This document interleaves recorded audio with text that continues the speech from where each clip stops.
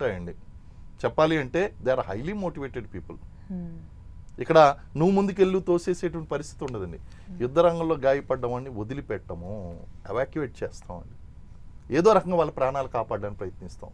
ఇంకా లాస్ట్ పరిస్థితిలో చనిపోవాల్సినటువంటి కండిషన్స్లో చనిపోతారు, కానీ పక్క నుంచే చనిపోతూ ఉంటారు. డిమోటివేట్ అవ్వండి ఎవరు కూడా. నెంబర్ ఆఫ్ టైమ్స్ మేము బార్డర్లో పనిచేస్తున్నప్పుడు 8 బుల్లెట్స్ తగ్గి పోస్ట్లో చనిపోయినటువంటి వాళ్ళు ఉంటారు. ఒక గంట, ఒక పావు గంట, ఒక 10 నిమిషాలు మాకు గుండె భారంగా ఉంటుంది అనిపిస్తుంది. అరే అయ్యో పాపం, ఎందుకని వీఆర్ హ్యూమన్ బీయింగ్స్. బట్ భయపడేది లేదండి, జాలి పడతారు. అరే పాపం పిల్లలు ఉన్నారు, ఫ్యామిలీ ఉంది. డిమోటివేట్ అవ్వరు. ఓహో ఏం పొరపాటు చేశాడు, ఏం పొరపాటు జరిగింది, అది మనం చేయకుండా ఉండాలి. Lesson learned. ఓకే సార్, ఇప్పుడు ఆ టైంలో అంటే యుద్ధ టైంలో ఓకే ఆ సోల్జర్ చనిపోయారు, ఫైన్. బట్ ఎవరైనా గాయపడి ఉంటారు, వెరీ డీప్గా గాయపడి ఉంటారు. సో వాళ్ళని ఎలా మళ్ళీ ఇక్కడికి షిఫ్ట్ చేస్తూ ఉంటారు, అప్పుడు ఎలా వర్క్ చేస్తూ ఉంటారు టీం? ఇప్పుడు బెటాలియన్ లెవెల్లో ఆర్ఎంఓ, రెజిమెంటల్ మెడికల్ ఆఫీసర్ అని బెటాలియన్ లెవెల్లో ఒక 800 మందికి ఒక రెజిమెంటల్ ఆఫీసర్ ఉంటాడు, డాక్టర్. వాళ్ళతో పాటు నర్సింగ్ అసిస్టెంట్లు ఉంటారు. ఇక్కడ సెక్షన్స్లో కానీ ప్లెట్యూన్స్లో కానీ గాయపడినటువంటి వాళ్ళని ఫస్ట్ ఏం చేస్తారంటే అక్కడ వెనకాల మనకి మెడికల్ సెటప్ ఉంటుందండి. మొత్తం టెంట్లు వేస్తారు. టెంట్లు వేసిన తర్వాత వాటికి ఎయిర్ రైడ్స్ అయ్యి జరగకుండా కెమోఫ్లాష్ చేస్తారు. లేకపోతే ఒక టెంపరీ అకామిడేషన్ ఏదన్నా ఉంటుంది, ఆ అకామిడేషన్లో అక్కడ మొత్తం ఆక్సిజన్ సిలిండర్స్ అన్నీ రెడీగా ఉంచుతారు, ఫస్ట్ ఎయిడ్ రెడీగా ఉంచుతారు. ఇవన్నీ కూడా ఇనీషియల్గా ప్రాణం కాపాడడానికి అవసరమైనటువంటి అన్ని చర్యలు వాళ్ళు తీసుకునే విధంగా వాళ్ళు ట్రైన్ అయ్యి ఉంటారు. ఈ వీళ్ళని తీసుకెళ్ళి ఆ యొక్క ఆర్ఎంఓ, రెజిమెంటల్ మెడికల్ ఆఫీసర్ దగ్గరికి వెళ్ళి మేము ఫీల్డ్ అంబులెన్స్లు కూడా ఉంటాయండి, ఫీల్డ్ అంబులెన్స్ అక్కడ పెడతామండి. వాళ్ళు ఏం చేస్తారంటే సిచ్యువేషన్ చూస్తారు. If you can treat fine, లేకపోతే వీళ్ళని ఏం చేస్తారంటే బేస్ హాస్పిటల్కి పంపిస్తారు.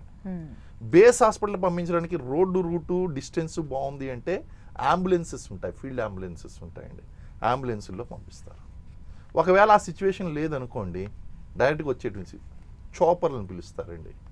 వాళ్ళు ఏం చేస్తారు, చాపర్లు వచ్చిన వెంటనే దీన్ని ఏం చేస్తారని కట్టేస్తారు, ఈ స్ట్రెచ్చర్ని కట్టేస్తారు. ఈ స్ట్రెచ్చర్ని పైకి లాక్కుని వాళ్ళు అందులో పెట్టుకుని బేస్ క్యాంప్కి తీసుకెళ్తారు. సరే, ఇప్పుడంటే కమ్యూనికేషన్స్ అంతా డెవలప్ అయ్యాయి కాబట్టి ఆ సిచ్యువేషన్స్ చూస్తున్నాం. బిఫోర్ దట్ అప్పుడు కూడా మనకి చాపర్ల ద్వారా ఇవేనండి సేమ్ ఇలాగే జరిగేది. అప్పుడు కూడా మనకి ఫస్ట్ ఎయిడ్ అనేటు లోకల్గా చేయగలిగినట్టు. మీరు 1971 వార్లోనే ఇది జరిగిందండి, 65 వార్లోనే ఈ ప్రాక్టీసెస్ ఉన్నాయి ఇవన్నీ కూడా. ఇవి కాకుండా మనకి అప్పుడు వార్ సిచ్యువేషన్లో రెడ్ క్రాస్ ఎంటర్ అవుతుంది. రెడ్ క్రాస్ ఎప్పుడైతే ఉందో వాళ్ళ మీద ఫైర్ ఎనిమీ కంట్రీస్ ఫైర్ చేయకూడదు. అండ్ ఇంకోటి కూడా ఉన్నదండి, ఇక్కడ జెనీవా కన్వెన్షన్స్ ప్రకారము మనకి రెడ్ క్రాస్ ఎవరైతే కట్టుకున్నారో వాళ్ళ మీద ఫైర్ చేయకూడదు. వాళ్ళ వైపు మనం ఫైర్ చేయం, మన వైపు ఫైర్ చేయమండి. అవి కొన్ని పాటిస్తాం, కానీ వైలేషన్స్ జరుగుతాయి కదండి. జెనీవా కన్వెన్షన్స్ వైలేషన్స్ కూడా చేసినట్టు పాకిస్తాన్కి అటువంటి నీతులు ఏమి ఉండవండి. అవేమి అది ఎప్పుడు కూడా cunning mentality. China and Pakistan both are cunning, ఈ రెండు కూడా అదండి.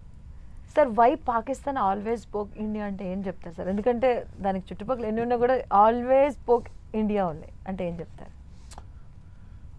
మన ఫ్యామిలీలో 2 అన్నదమ్ములు జీవితాన్ని ఒకేసారి ప్రారంభిస్తారు.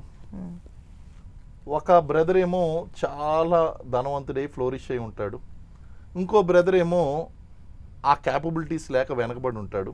వాడి పని ఏంటి అంటే వీడిని చూసి ఆడవడమే. మా అన్న నా దగ్గర, లేకపోతే మా తమ్ముడు నా దగ్గర ఇలా తీసేసుకున్నాడు, నన్ను అన్యాయం చేసేసాడు, ఆస్తి అంతా ఎక్కువ భాగం దొబ్బేశాడు, చిన్నప్పుడు ఎన్ని అవకాశాలు వాడే తీసేసుకున్నాడు, ఇప్పటికీ నన్ను తొక్కేస్తున్నాడు. సేమ్ ఇదే స్టోరీ పాకిస్తాన్కి వర్తిస్తుందండి. 1947లో ఒకేసారి పుట్టినటువంటి, ఒకేసారి స్వతంత్రం తెచ్చుకున్నటువంటి, పుట్టినటువంటి అంతా ఇంకా 2 దేశాలు. ఓ రకంగా చెప్పాలంటే మన దగ్గర నుంచి విడిపోయింది, అక్కడి నుంచే దాని బుద్ధి ప్రదర్శించింది. మీరు ఆగస్టు 15 రోజున స్వతంత్రం జరుపుకుంటారు, మీకంటే 1 రోజు ముందు. అరే ఏంటి ముందు? డెవలప్ అయ్యి బాయ్, డెవలప్ అవ్వు. ఇండియాతో నువ్వు టెక్నాలజీతో పోటీ పడు, లేదా నువ్వు దేశంలో ఉన్నటువంటి వెల్ఫేర్ మెజిస్టిక్ మెజర్స్ ఏదైతే ఉన్నాయో దాంతో పోటీ పడు. ఎంత వేగంగా నీ దేశంలో పేదరికాన్ని తగ్గిస్తావో దాంతో పోటీ పడు, ఎంత వేగంగా నువ్వు ఉద్యోగాలు కల్పిస్తావో దాంతో పోటీ పడు. అవన్నీ వదిలేసి ఇండియా డెవలప్ అవుతుంది, ఇండియా ఇది వాళ్ళ పాలసీ ఏంటంటే ఇప్పుడు కూడా అదేంటండి, పాకిస్తాన్ అనేటువంటిది వార్ చేయడం ఇండియాతో ఇష్టం లేదు, ఎందుకంటే అది నెగ్గదు, అది వాళ్ళకే తెలుసు. కానీ ఏమంటారంటే cut the India with 1000 bleeds, 1000 కోతలు కొయ్యండి ఇండియాని, అదే చచ్చిపోతుంది. అంటే చావా సినిమాలోని సంభాజీని శరీరాన్ని చీరేసినట్టు ఇండియాని చీరేయండి. ఎందుకంటే వారిలో నెగ్గలేం కాబట్టి cut the India with 1000 bleeds, ఇది పాకిస్తాన్ పాలసీ. అందుకే వాళ్ళు ఏం చేస్తున్నారు, కొద్ది కొద్దిగా 1947 నుంచి ఉగ్రవాదాన్ని ముందుకు పంపించి, అసలు పాకిస్తాన్ ఐడెంటిటీ ఉగ్రవాదం. ఇంకోటి చెప్పాలంటే ఈరోజు సీజ్ ఫైర్ కూడా ఒక ఉగ్రవాద చర్య. వాడు ఏం చేశాడు, ఒక కన్నింగ్ మెంటాలిటీతో వాడు ఏం చేశాడు, వాడు సర్దుకోవడం కోసం, ఇవన్నీ చేయడం కోసం సీజ్ ఫైర్ అనేది తీసుకొచ్చి మనల్ని మోసం చేస్తున్నాడు. Is not having a gap, ఊపిరి తీసుకునే గ్యాప్ లేదు. అందుకే ఈ డ్రామా తీసుకుని వచ్చాడు. మరి మన ఇండియన్ గవర్నమెంట్కి ఈ విషయం తెలిసినప్పుడు మరి ఎందుకు అంటే ఒక అవకాశం ఇవ్వాలి. ప్రపంచ దేశాలని కలుపుకుని తీసుకుని వెళ్ళేటువంటి దేశం, ప్రపంచ దేశాలతో మనం అభివృద్ధి చెందుతూ ఉన్నటువంటి రిలేషన్స్ మనకు చాలా ఇంపార్టెంట్. పాకిస్తాన్కి ఏంటి అంటే పాకిస్తాన్ రిలేషన్స్ వాళ్ళకి ఇంపార్టెంట్. పాకిస్తాన్ వాడుకుంటున్నారు వాళ్ళు. కాబట్టి పాకిస్తాన్ ఎప్పుడు కూడా భారతదేశం మీద అక్కసు వెళ్ళబుచ్చడం, ఇప్పుడు వార్ పేరు చూపించి అది అప్పు తెచ్చేసుకుంది IMF నుంచి. ఇండియా బూచిని చూపించి వాళ్ళు ఏం చేస్తున్నారంటే వాళ్ళ దేశం డెవలప్ అవ్వడానికి ట్రై చేస్తున్నారు తప్ప స్వతహాగా టాలెంట్ చూపించడం లేదు. ఇప్పుడు ఒక రకంగా చెప్పాలంటే మన దేశంలో కూడా అభివృద్ధి చెందినటువంటి రాష్ట్రాలు ఉన్నాయి. బీహార్ ఉంది, ఉత్తరప్రదేశ్ ఉన్నది, తక్కువ అభివృద్ధి చెందినవి. మిగిలిన రాష్ట్రాలతో కనుక చూసుకుంటే నార్త్ ఈస్టర్న్ స్టేట్స్ ఉన్నాయి తక్కువ అభివృద్ధి చెందినవి. మరి తక్కువ అభివృద్ధి చెందారు కదా అని చెప్పేసి వాళ్ళు అక్కడ ఉండిపోయి ఈ రాష్ట్రం సరిగ్గా చేయట్లేదు, దేశం ఇలా చేస్తుందని చేయట్లేదు. వాళ్ళు ప్రయత్నిస్తున్నారు కదండి, ప్రభుత్వం కూడా ప్రయత్నిస్తుంది కదా, వాళ్ళని అభివృద్ధి చేయాలి. బీహార్, మధ్యప్రదేశ్, ఉత్తరప్రదేశ్, రాజస్థాన్, ఇవన్నీ కూడా ఒరిస్సా, ఇవన్నీ కూడా వెనకబడినటువంటి రాష్ట్రాలు. మరి వాటి డెవలప్మెంట్ కోసం మనం ట్రై చేస్తున్నాం, వాళ్ళు ట్రై చేస్తున్నారు.